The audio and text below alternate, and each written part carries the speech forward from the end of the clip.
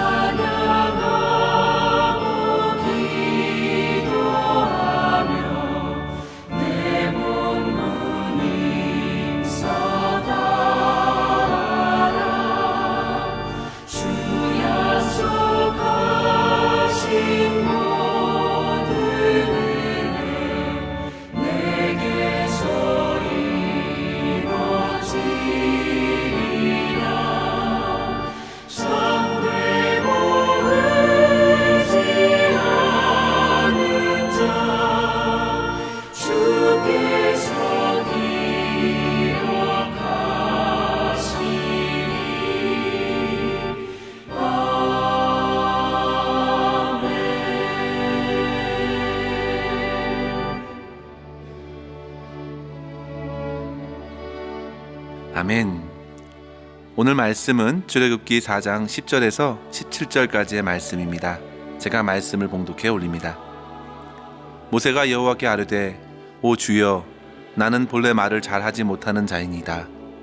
주께서 주의 종에게 명령하신 후에도 역시 그러하니 나는 입이 뻣뻣하고 혀가 둔한 자이니이다. 여호와께서 그에게 이르시되 누가 사람의 입을 쥐었느냐? 누가 말 못하는 자나 못 듣는 자나 눈 박는 자나 맹인이 되게 하였느냐? 나 여호와가 아니냐? 이제 가라.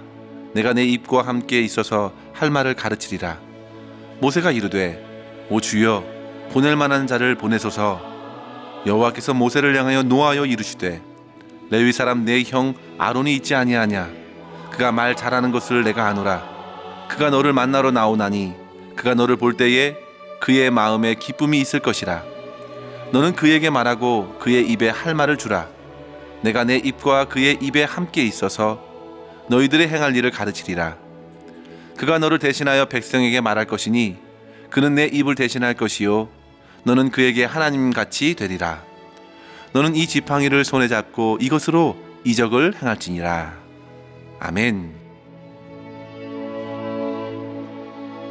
하나님께서는 광야 호렙에서 양을 찌던 모세에게 찾아오셔서 자신을 스스로 있는 자로 소개하셨습니다. 그리고 모세를 통해서 애굽의 억압과 압제의 고통 속에서 이스라엘을 구원해 낼 것이라 말씀하셨지만 모세에게는 무엇을 어떻게 해야 할지 막막했습니다. 출애굽기 3장 11절에 보시면요, 모세가 하나님께 아뢰되 내가 누구이기에 바로에게 가며 이스라엘 자손을 애굽에서 인도하여 내리이까 말하고 있는데요, 그는 광야에서 무려 40년 동안 양치고 있던 터라 이렇게 말씀드리는 것이 이해가 됩니다. 그러나 하나님께서는 그런 모세를 통해 반드시 이스라엘 백성들을 이끌어내시겠다고, 너를 만난 이 호렙산까지 이끌어오겠다고 선언하셨습니다. 그리고 모세에게 백성들에게 전할 말씀과 장로들에게 전할 말씀을 일러주셨습니다. 그러나 갑자기 이스라엘 백성들에게 나타나 하나님의 말씀을 전할 때에 과연 백성들과 장로들의 신뢰를 얻을 수 있는지 알 수 없는 일이었죠. 그래서 그는 여러 번 그런 불안한 마음을 하나님께 아뢰입니다. 그런데 성도 여러분, 사실 그런 모세의 태도 자체가 지금 말씀하시는 하나님을 자기도 믿지 못한다는 사실을 보여주고 있는 것입니다. 바로 앞에 계신 하나님께서 그렇게 하시겠다 하시는 그 말씀조차 믿지 못하니 그 말씀을 옮겨 전하는 것은 더더욱 불안한 것이 당연한 것이죠. 그래서 하나님께서는 그런 모세의 눈높이를 맞추셔서 그의 손에 든 지팡이를 통해 이적을 일으키셨습니다. 그의 손에 나병이 들었다 치료되는 이적도 나타내셨습니다. 이러한 내용이 바로 본문 앞부분의 내용인데요, 그런데도 오늘 본문 보십시오. 모세는 다시금 말씀드립니다. 10절에 보시면 오 주여 저는 말을 하지 못합니다. 13절에서도요, 오 주여 보낼 만한 자를 보내소서 저는 아닙니다. 모세는 재차 여러 가지 이유들을 꺼내들며 하나님의 부르심을 밀쳐냅니다. 성도 여러분, 아무리 사양이 겸손의 미덕이라 하지만 이 정도까지 갔으면 결코 겸손이 아닙니다. 불신입니다. 그같이 하나님과 실랑이를 벌이다 결국 하나님께서 노하시며 너희 형 아론이 있지 않느냐? 사실 모세가 지금 주저하고 있는 이유는 그의 능력의 부족이라기보다 여전히 남아있는 하나님 여호와 하나님에 대한 신뢰의 문제였던 것입니다. 사랑하는 성도 여러분, 우리는 이러한 상황들을 교회 사역의 현장에서 간간히 보게 되는데요, 물론 교육자들 또 교회 장로님들, 리더들이 하는 권면이 하나님의 권면과 동일시할 수는 없겠지만 주님의 사역에 참여함에 있어서 그리고 하나님의 말씀을 듣고 받아들이는 데 있어서 분명 이와 같은 망설임과 주저함이 우리 가운데 있다는 사실입니다. 그래서 이것은 주님의 부르심과 사명의 말씀 앞에 서 있는 우리 모든 성도들에게 도전이 됩니다. 특별히 오늘 본문을 통해서 하나님께 쓰임받는 모든 일꾼들이 어떤 마음으로 주님의 음성을 받아들여야 하는지 두 가지의 교훈을 나눴으면 좋겠습니다. 첫 번째로 성도 여러분, 자기의 형편이나 여건에 붙들리지 말고 능하신 하나님만을 바라보아야겠습니다. 우리는 항상 말씀하시는 주님께 주목해야 합니다. 처음에 모세가 주목한 것은 사람들의 반응이었죠. 그들이 나를 믿지 아니하면, 그들이 하나님의 말씀을 신뢰하지 아니하면, 그들이 따르지 아니하면 어떻게 하느냐고, 나는 못하겠습니다 라고 말하는 그 모세에게 하나님은 이적을 나타내시고 그렇게 이적을 나타내면 따를 것이다 라고 말씀하셨습니다. 그런데 이제 모세는 그 시선을 금세 자기에게로 돌립니다. 10절 말씀해 보십시오. 오 주여 나는 본래 잘하지 못합니다. 주님께서 명령하신 후에도 나는 입이 뻣뻣하고 혀가 둔한 자입니다. 그러자 하나님께서는 너 자신이 아니라 하나님을 주목하라 말씀하십니다. 누가 사람의 입을 지었고 누가 귀를 지었고 누가 눈을 지었는지 그 모든 기능이 누구의 손에 있는지 바로 나 여호와가 아니냐? 나를 바라보라. 내가 너의 입과 함께 있어 할 말을 가르쳐 주겠다. 사랑하는 성도 여러분, 믿음을 강하게 유지하는 비결이 있다면요, 그것은 먼저 믿음의 주요 온전케 하시는 주님께 시선을 고정하며 바라보는 것입니다. 그리고 한 가지 더 나아가 믿음의 주님을 크게 보는 것입니다. 그래서 우리는 말씀을 통해서 하나님이 어떠한 분이신지를 계속 배워나가고 삶에서 정말 그러하신 하나님을 의지하면서 믿음을 키워나가는 것입니다. 여러분들께서는 하나님을 얼마나 크게 보시고 경험하고 계십니까? 제자들이 풍랑이 있는 바다를 지날 때에 그들은 모두 자신들이 죽을 지경에 놓였다고 난리를 부리고 주무시고 계시는 주님을 깨웠지요. 그러자 주님께서는 바로 일어나 바다에게 꾸짖어 명하십니다. 잠잠하라, 고요하라. 이러한 명령에 곧 바다는 아주 잔잔해졌습니다. 그리고 주님께서 곧 제자들에게 말씀하시죠. 어찌하여 무서워하느냐? 어찌 너희가 믿음이 없느냐? 예수님을 보는 그들의 믿음의 크기가 그 정도였습니다. 그래서 책망을 받은 것입니다. 어찌하여 믿음이 없느냐? 성도 여러분, 하나님은 실로 온 만물을 지으신 크신 하나님, 능하신 하나님이십니다. 중요한 것은 우리들의 믿음입니다. 도무지 무지하고 의심이 많아서 말씀 앞에서도 여러 변명들을 늘어놓기에 바쁩니다. 본문의 모세도 바뀌어야 했습니다. 우리가 늘어놓은 변명들 이미 주님께서 다 아십니다. 중요한 것은 그 모든 것을 다스리시는 하나님의 크심을 믿지 못하기 때문입니다. 모르기 때문입니다. 따라서 사랑하는 성도 여러분, 우리는 먼저 주님의 말씀을 들을 때에 그 말씀을 내게 왜 하시는지 말씀하시는 주님을 바라보며 주목하기를 원합니다. 주님, 지금 제 형편을 몰라서 이런 말씀 하시는 겁니다. 그렇게 자기 형편과 어려움들을 토로하고 싶어도 그 모든 것을 내려놓고 성도 여러분, 주님께서는 이미 나를 다 아신다는 사실을 기억하시고 그 형편에서 벗어나게 하시기 위해서 보다 큰 믿음을 주시기 위해서 지금 말씀하시고 계시는구나. 그리고 주님께서 말씀하시는 그 사명을 함께 이뤄가시면서 믿음이 더욱 성장하기를 원하시며 부르신다는 것이죠. 베드로가 주님을 바라보고 물 위를 걸었지만 금세 밀려오는 파도를 보고 빠져 들어가는 것을 경험했습니다. 그처럼 바라보는 것의 차이가 큽니다.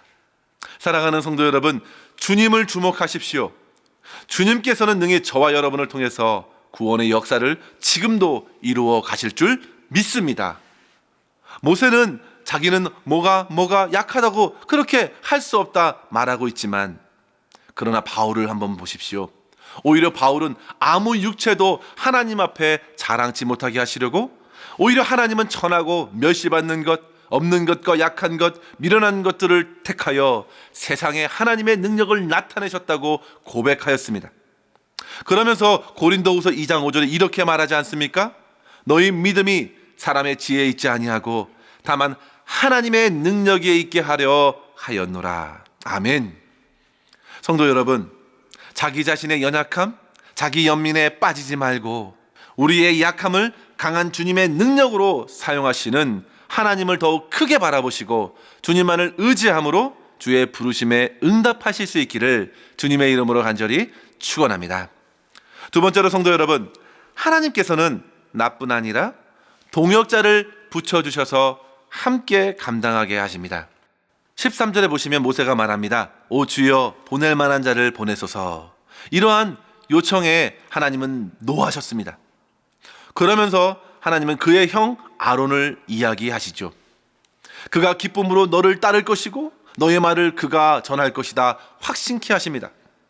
사랑하는 성도 여러분, 모세를 어떻게든 세우시려는 하나님의 열심을 우리는 보게 됩니다.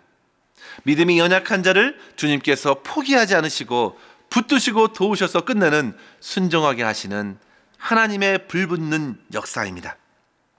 사실 우리들도 마찬가지입니다. 우리 안에서 스스로 생기는 순종은 그 하나도 없습니다. 모두 하나님의 열심, 하나님의 역사를 통해 믿음도 순종도 가능케 됩니다. 하나님은 모세를 세우시고 아론도 세우셔서 함께 동역하게 하십니다. 그들 모두는 하나님의 종들입니다.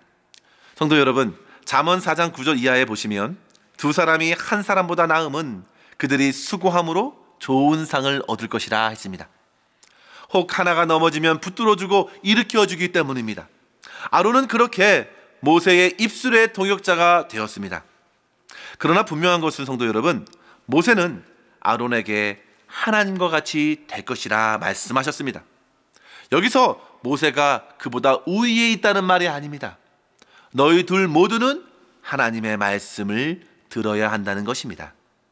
모세가 하나님의 말씀을 그대로 받았을 때 아론 또한 그 말씀을 하나님의 말씀으로 받을 수 있다는 사실은 모세가 먼저 하나님을 하나님으로 인정하고 하나님의 말씀을 받아야 하는 것입니다.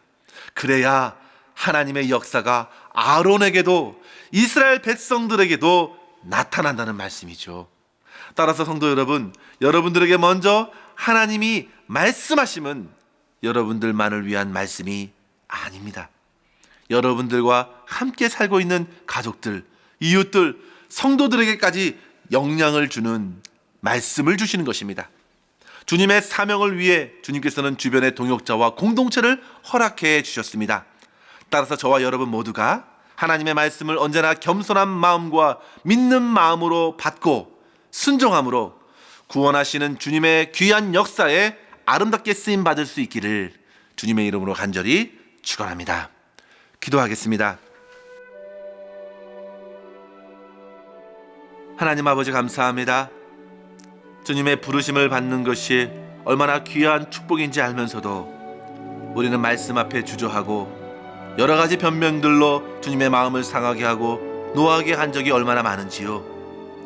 주님, 저희의 믿음 없음을 용서하여 주옵소서.